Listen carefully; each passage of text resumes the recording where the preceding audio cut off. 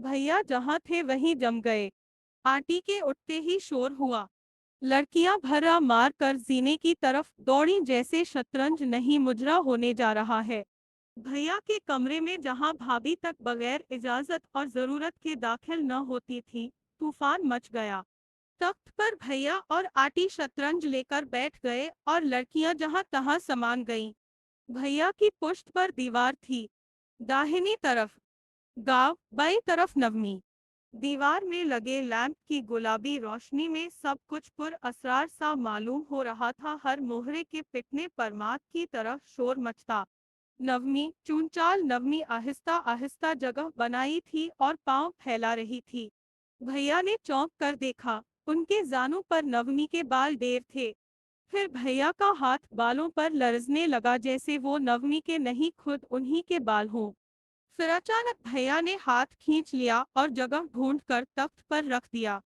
नवमी ने फिर करवट ली और नोकीले सुर्ख नाखूनों से सजी हुई उंगलियां भैया के हाथ की उभरी रगों पर लरजने लगी जैसे थके हुए सुरखाब झील में तैर रहे हों। फिर लैंप भबक कर गुल हो गया। सब हड़बड़ा गए। जब रोशनी हुई तो वह घुटनों पर खड़ी भैया के बाएं शाने से लगी हुई थी और भैया का चेहरा तमतमा रहा था। आंखें बिसात पर लेकिन निगाहें कहीं और थी। आटी ने ताली बजाकर शोर मचाया। भैया वो बाजी भी हार गए थे।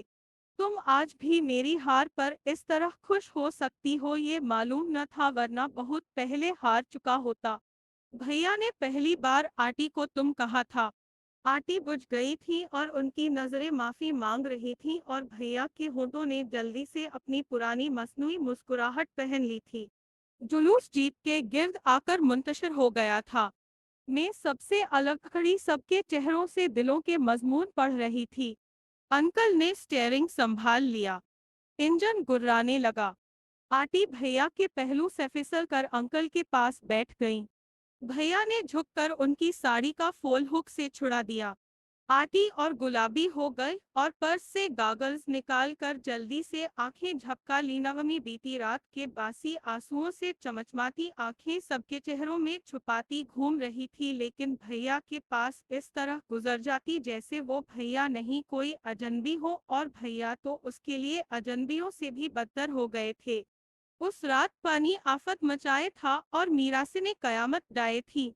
परनालों और गीतों के शोर में न कुछ सुनते बनता था और न सोचते। मेरी निगाह ऊपर उठ गई। भैया के कमरे में तेज रोशनी हो रही थी। मालूम नहीं वो किस वक्त बाहर से आ गए थे। मैं भीगती भागती ऊपर पहुंची तो देखा नवमी भैया की मुशरी पर दोनों तकिए पुश्त से लगाए किताबें और रिसाले फैलाए। भैया ही की तरह नींद दराज है।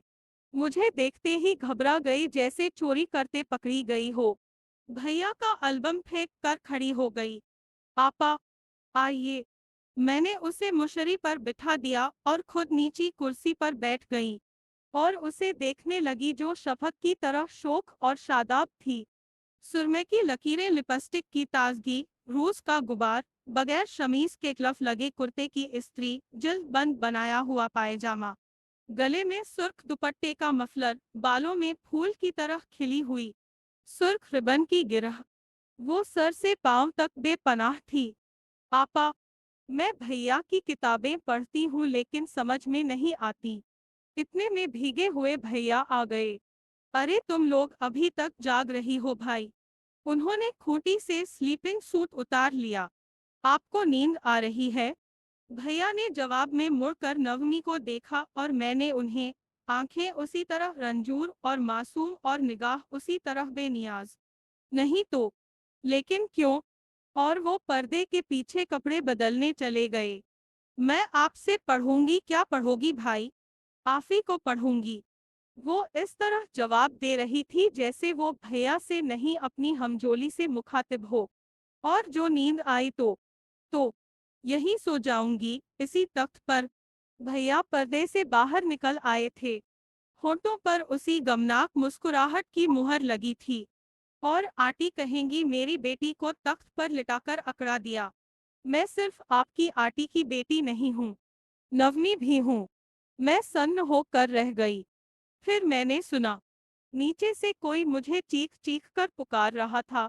मैं उठी तो भैया ने हुक्म दिया, जी जी, तुम भी यहीं लेटना आकर। जब मैं वापस आई तो देखा लैंप जल रहा है।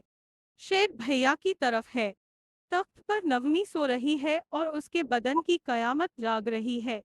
मैंने उसका कुर्ता नीचे खींच दिया और कुर्सी का गद्दा सिरहाने रखकर उसी के पास लेट रही। आंखें बंद किए मुर्दों की तरफ पड़ी रही। फिर न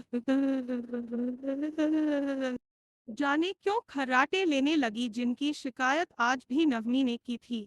मैं आफी आप मुस्कुरा दी। फिर चेहरे पर बाजू मोड़ लिया। एक आंख खोलकर देखा।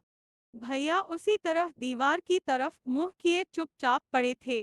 फिर अचानक नवमी ने मुझे झिंझोड़ा, आपा, ए आपा। मैं उसी तरह खर्राटे लेती रही। वो छलावे की तरह उठी और भैया की मुशरी पर। भैया उठे, चश्मा लगाया और अब नवमी उनके गले में बांधे डाल चुकी थी। मुझे डर लग रहा है। वो भैया के गिरेबान से बोली। उसके घुंघराले बालों पर भैया का हाथ आहिस्ते से लर्जा। मैं इतनी दूर से भी उनके हाथ की ठंडक महसूस कर रही थी। फिर भैया ने मुझे पुकारा। मैं सोती बनी रही। नवमी जीजी, उठ कर बैठो, मुझसे बातें करो। वो थोड़ी देर मचलती रही, फिर इनकी गोद में फैल गई। भैया ने उसे बिस्तर पर रख दिया। लैंप का शेड घुमाया। नवमी जीजी, उसने आंखें खोल दी, जैसे कह रही हो जी, और मैं हैरतों में डूब गई। वो आंसुओं से तरबतर थी। तुम्हारे डैडी मुझसे चंद साल बड़े हैं लेकिन तुम्हारी मम्मी मुझसे कई साल छोटी है। उसने आंखें बंद कर ली जैसे कह रहे हो शट अप, तुम नवमी हो जिसने कलकत्ता के एक मशहूर कॉन्वेंट से कैम्ब्रिज पास किया है, जो अपने मैगजीन में कहानियां लिखती है, जो रॉक एंड रोल जानती है। लेकिन मैं उस नवमी को नहीं जानता। मैं तो एक ही नवमी को जानता हूँ, जो मेरी बहुत ही प्यारी आंटी की सबसे बड़ी और सबसे दुलारी बेटी है। ये जो जीजी लेटी है ये भी मुझे तुम्हारी तरह अजीज है और ये बिल्कुल सो रही है। तुम बातें करो, कुछ बोलो। नवमी बेटी। वो आधी की तरफ उठी और धम से तख्त पर गिर पड़ी। नवमी, तुम भैया से रुखसत नहीं हुई। आंटी की दूर से चलकर आती हुई आवाज कौन गई। वो एक तरफ से शोले की तरह लपकती आई, आपको आपकी बहुत ही प्यारी आंटी ने तो रुखसत कर दिया। वो इस एक जुमले की गोली दाग कर मुड़ गई कि अगर खड़ी रहती तो फूट फूट कर रोने लगती और फिर जीप पर इस तरह सवार हुई जैसे जैकी घोड़े चढ़ते हैं। गर्व का एक बादल उड़ाकर जीप चली गई। भैया उसी तरह खड़े रहे, रंजूर, खामोश और खोए हुए। मैं उस बादल के मुताल्लिक सोचती रही जो भाभी की भरी पूरी जिंदगी पर मंडला गया था और जिसे भैया ने सिगरेट के धुएं की तरह उड़ा दिया था और जिसका इल्म तक भाभी को न था। मैं राज के उस बोझ के नीचे कांप सी गई और फिर मैं भैया के मुताल्लिक सोचने लगी कि वो किसके लिए क्या सोच रहे होंगे।